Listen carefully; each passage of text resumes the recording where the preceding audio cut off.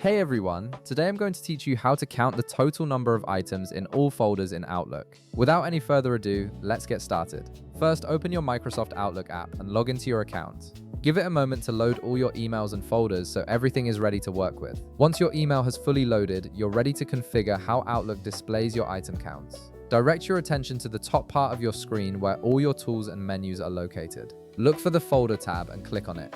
This tab contains various options for managing how your folders behave and what information they display. Within the Folder tab, you'll need to locate the Folder Properties option. Go ahead and click on it to open the Properties window.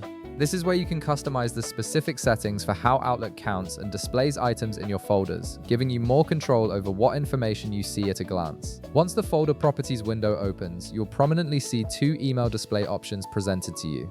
The first option is to show the number of unread items, which only counts emails you haven't opened yet. The second option, which is what we need for this tutorial, is to show the total number of items. This option displays the complete count of all emails within the folder, regardless of whether they've been read or unread. This gives you a comprehensive view of everything stored in that particular folder. Click on the radio button next to Show Total Number of Items to enable this setting.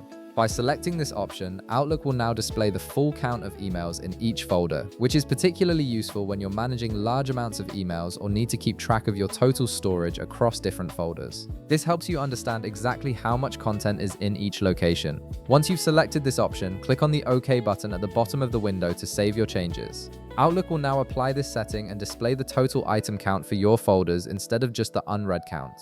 And there you have it, you've successfully configured Outlook to count the total number of items in all your folders. If this video helped you out, be sure to leave a like, subscribe, and I'll see you in the next one.